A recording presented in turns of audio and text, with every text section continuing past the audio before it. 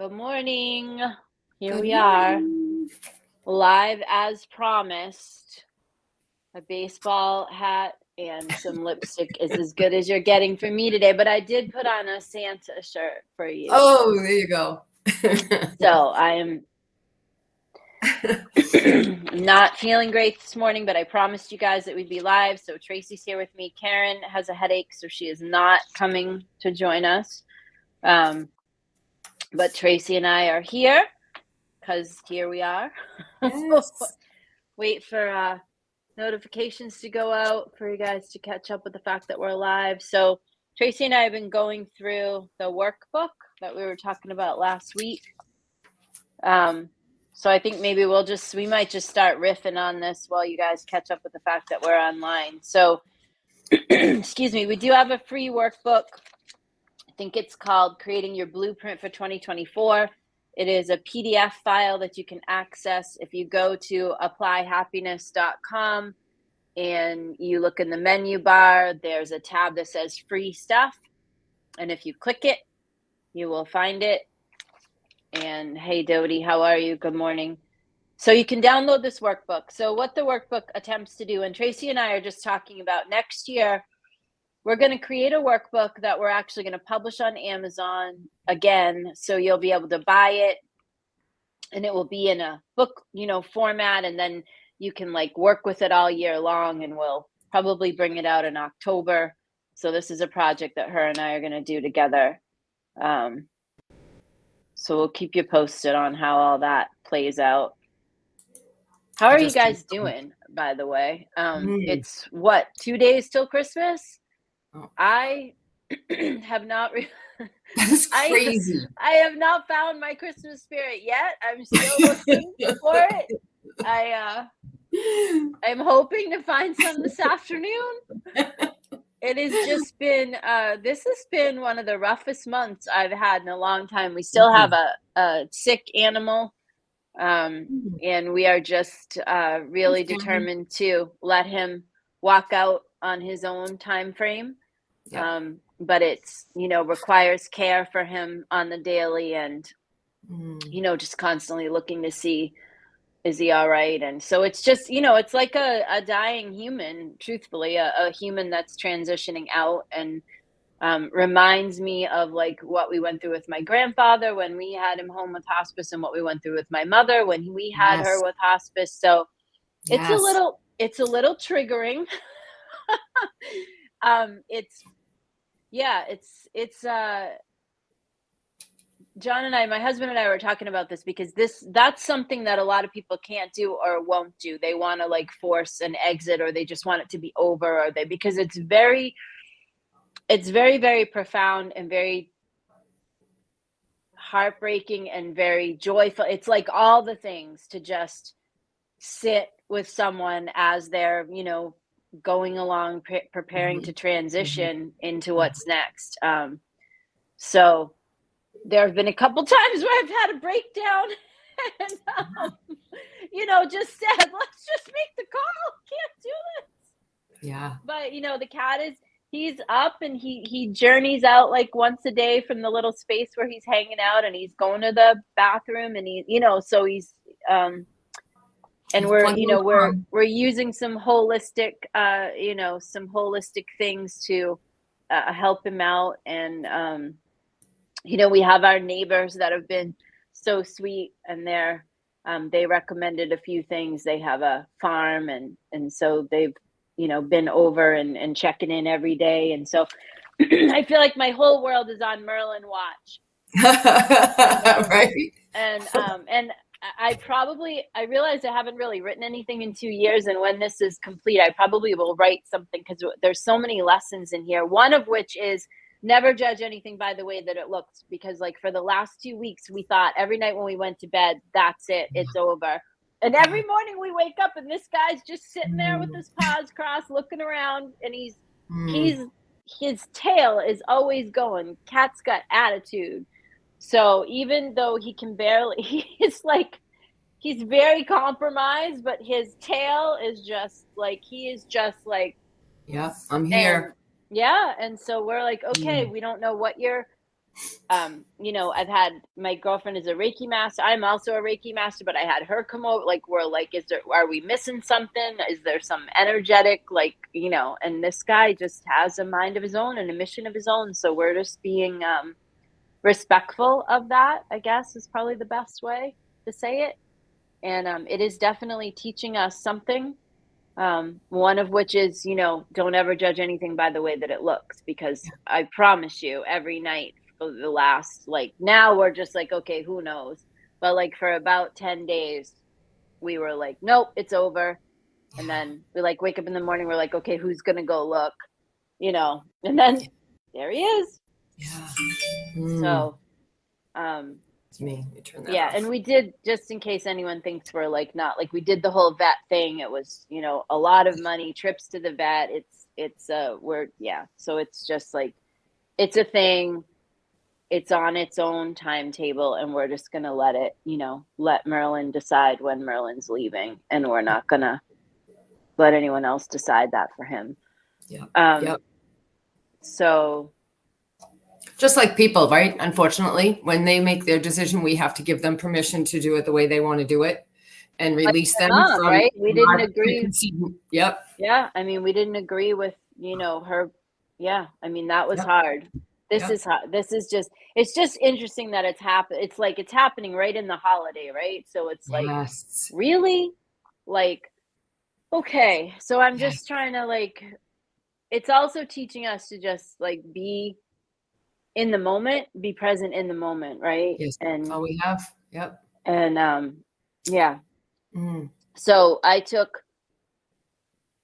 work for myself. I think you guys know this, but I do have two main clients, and you know, so it's kind of like, I think they feel like I work for them, which it's been like that for the last 5 years, and I want to sort of shift that around. And I was talking about that last week, but I did tell people that, you know, I was off for 2 weeks, so I did absolutely nothing this week, and I'm not super okay with that, because I feel like I'm failing miserably at Christmas and just everything. If you saw my office, you guys would be so disappointed in me. I had to move like 2 piles of crap onto the floor so I could get to the laptop, and I'm just like, I don't even care. I'm just like, whatever.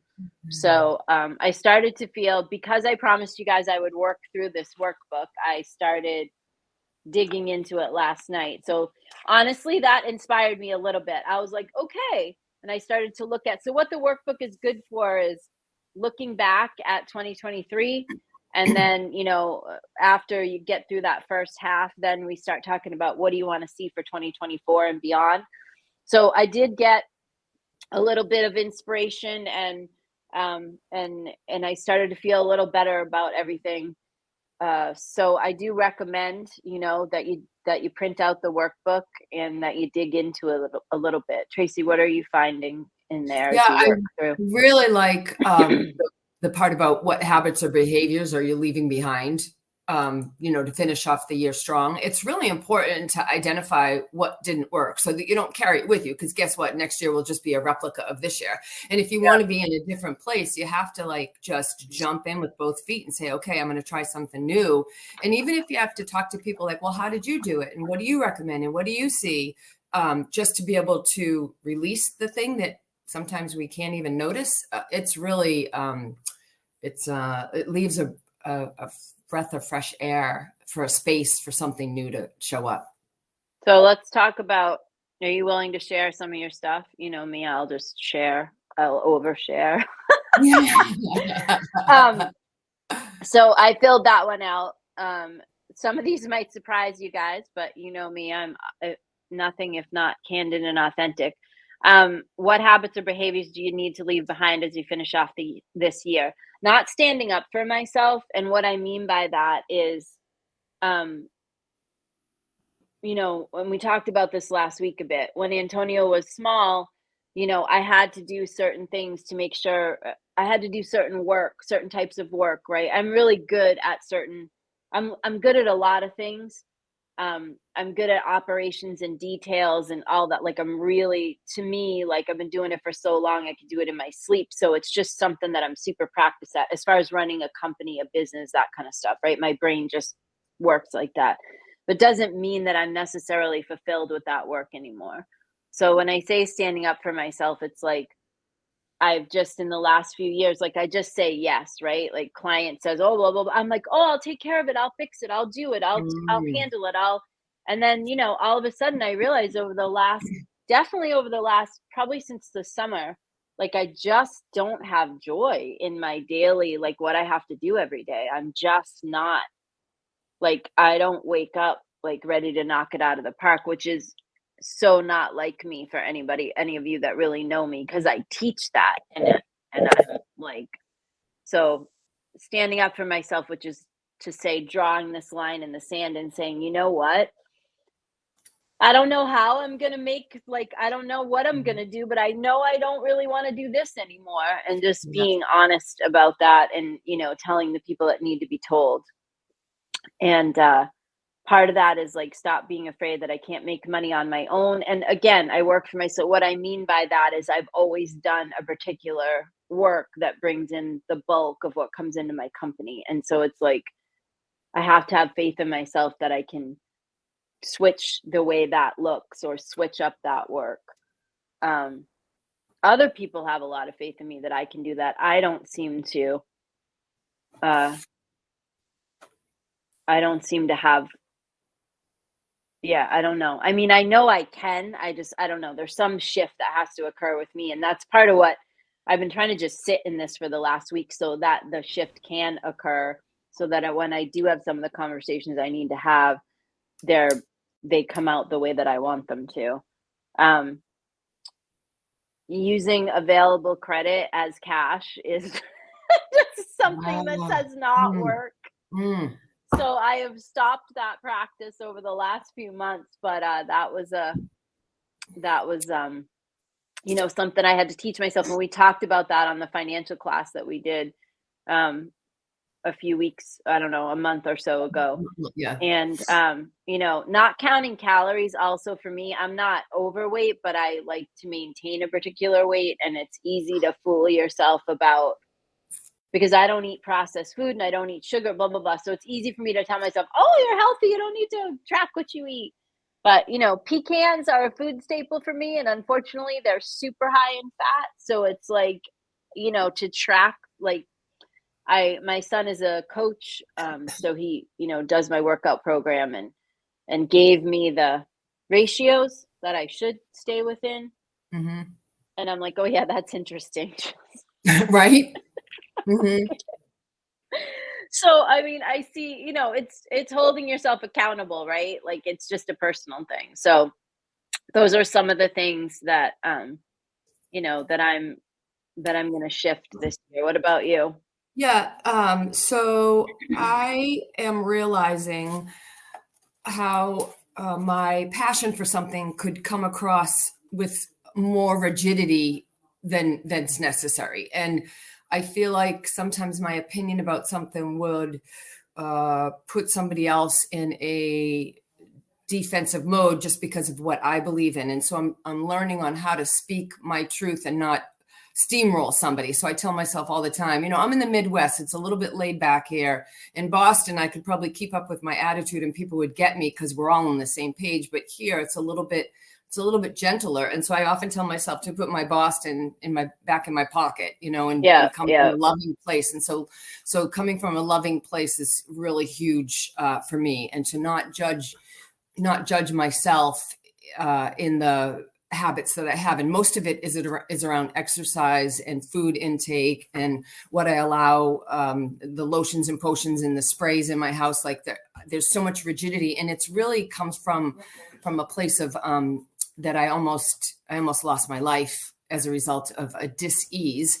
And to eliminate those things and more, it's almost like there's fear under that if I don't yeah, have the rigidity and if I yeah, don't stay within the lines, yeah, I'm going to end up back in the hospital. So I'm coming into a more balanced disposition That's with it. actually a huge realization for you, that Yes. there's fear under that rigidity. Like, Yes. that's Yes. huge. Yes. Yeah. And now to be able to look at it as, oh, well, it's because it's for a nutritional, and it's because I want to live another 20 years and I want to have a healthy lifestyle and I want to be able to hike and walk and, so rather than I don't want to die. Right. So there's, yeah. So it has a softer meaning around it, which is much nicer. And then to open a space, again, fear-driven, based on the stories of our childhood or our yester relationship, that I can't be bothered. I can't be bothered with and so then I disconnect myself from the truth of I want a relationship. But then I say, oh, the heck. So I almost justify my singleness by an attitude rather than being soft in it and allowing whatever happens happen. Yeah. And so it's such an epiphany moment to be able to recognize the behavior, the thing underneath the behavior. Yeah. Yeah. Those are huge things for you. Huge. Yeah. Yep. Yeah. I mean, just because I know you a little. Just right. Yeah. Just a little bit. Yep. But but that's the same.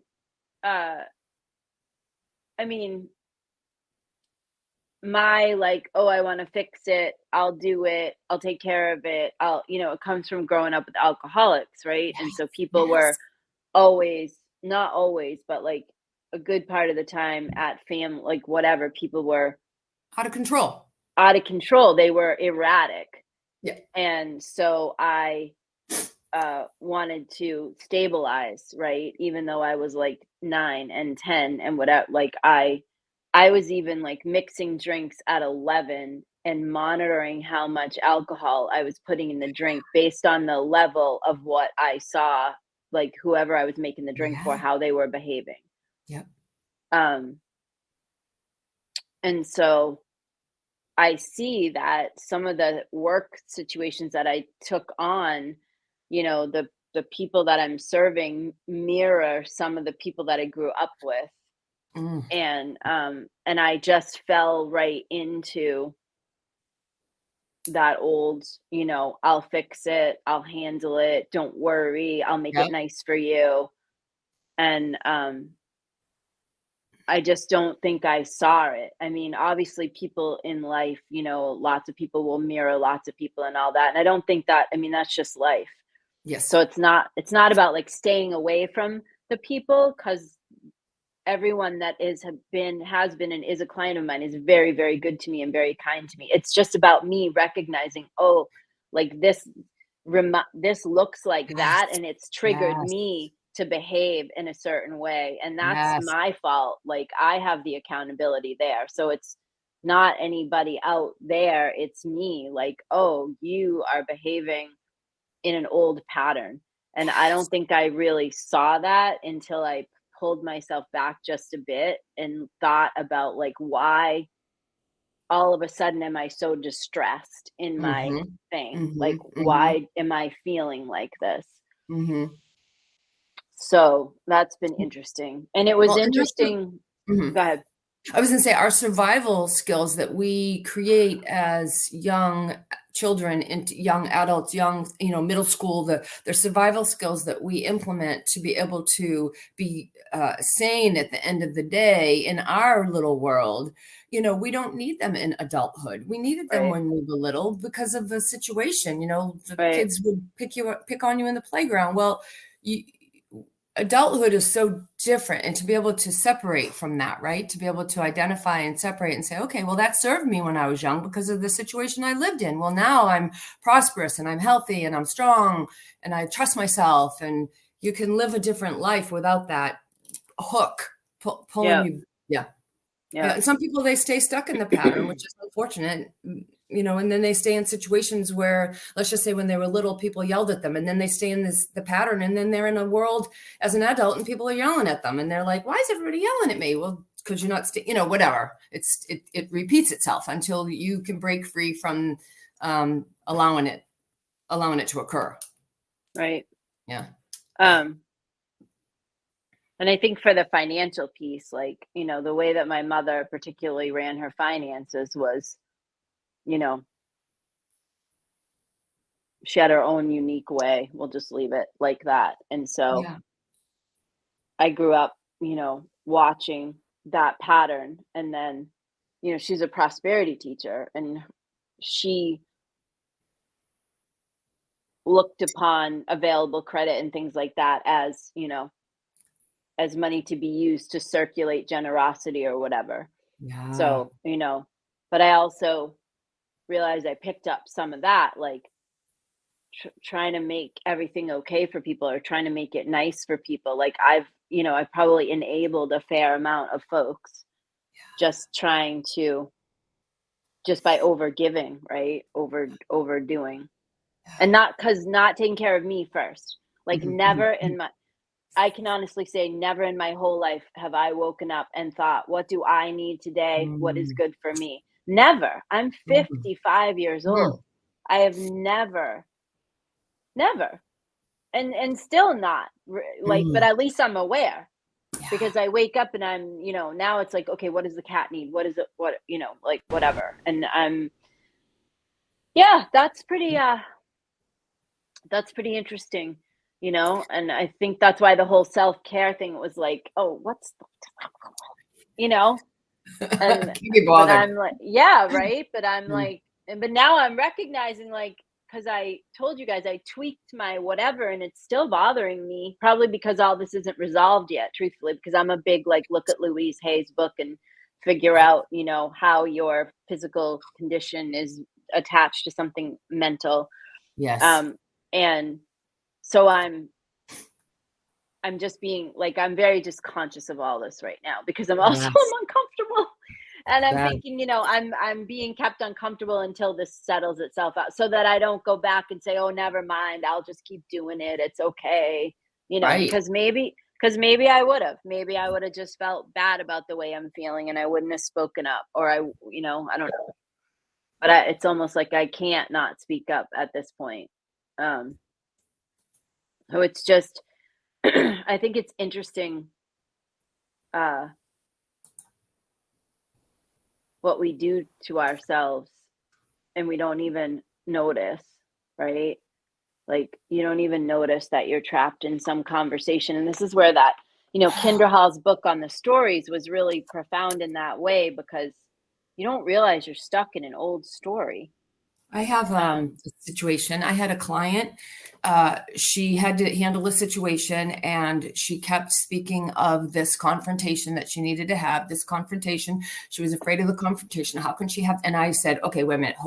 We're changing the word. Like it's just sometimes it's the word. And so you are about to have a healthy conversation to move that situation to a different space. And mhm. so once we talked through it as a healthy conversation." And it finally clicked. It was like, oh my gosh. And then it was so easy for her to have that because she wasn't coming from a place of, oh my gosh, confrontation. No, it was healthy conversation. It just changes the whole behavior, right? Right, right, right. Yeah. Yeah.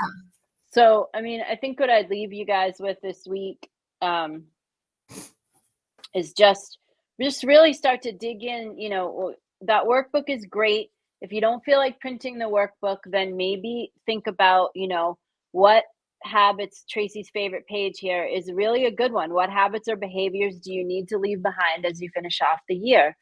And then next week we can talk about like how you can construct, you know, the new year. And we're going to give you some pointers on how you can make goals that are actually maybe different than the way you've been making them in the past. Yeah. Um, and you can make goals that actually you can achieve and I think it's I think it's a better action plan on goals, which I like John Acuff's breakdown of like the easy goals, the middle goals, and then the more difficult sort of lifetime, you know, goals. Mm. So Tracy's going to take a look at that book, uh, Yep. and and we're just going to give you some tips next week about how to plan for your 2024 so that you can actually have a 2024 that can be different than the Mm-hmm. years past. Mm-hmm. And you know, wherever you are, the energy is rough right now. Mercury's in retrograde for anybody that is like an energetic, you know, understanding the energy. And so if you're feeling like I am, if you're feeling like you're failing Christmas, or you're feeling shitty and you're just not sure, or like what the hell your life is, like whatever, wherever you are, it's cool. Like just let yourself be there. And whatever you bought for Christmas, you did. Whatever you didn't, you didn't. Whatever you did. Whatever you can't get done, it's all okay. It's not going to help you to beat yourself up about whatever didn't happen, isn't going to happen in the next 2 days, like whatever. Take a lesson from Merlin. Live every day, just as it is, and do what you can for that day and be satisfied with that. Yeah. And don't forget to have joy, right, in the moment. That's something that I keep trying to remind myself of right now. Like, the next moment isn't guaranteed, right? All we really have right now is right now. Yeah. And so don't stay stuck in past ideas of holidays past, or past thoughts of holiday, like all of that. Don't stay stuck in there either. Whatever was. Yep. Gone. It's done. Yep. You can reframe it. And as we get into the new year, Tracy and I can talk to you about that, like how to reframe it so it doesn't have to hook you from the past. You have the ability to have a whole new life starting right now in this moment. And you could have the best Christmas that you've ever had in your whole life so far, just because you say so. Yes. And it could just be perfect. However it is, it's fine. It's not, whatever it is, it is how it is, right? So just, it's like that mud puddle conversation I have with you guys. Like, just start making mud pies. Stop trying to get out of the hole. Like, just be in whatever is happening. Just be there and be committed to being joyful in there. And out of that, you can transform the next moment, and then the next moment, and then the next moment. But like, if you're in the moment and you're hating the moment, you're only gonna hate the next moment and the next moment. So the way out of something that you don't like is to turn your attitude right here in the middle of it, and find the joy and find the gratitude. And then the next moment's a bit better, and the next one's even a bit better than that. And then there we go. Yeah. All right. So that's what we're encouraging you for. And we'll be here next Saturday. And that will be the last show of 2023. Yep. And we're going to be here every week. There'll probably be a couple weeks for whatever traveling, but we'll let you know ahead of time. And so we hope that you have a wonderful, a really wonderful Christmas. Yes. That's my prayer for all of you, that you just be okay with wherever you are, with whatever you have, with whatever you don't have, and just know that out of being okay in the moment, that we can create for you a future that is unlike the past. Yeah. It starts with just being okay where you are and what's happening. All right. We love you, and we will see you next Saturday morning. We'll be here. All right. Perfect.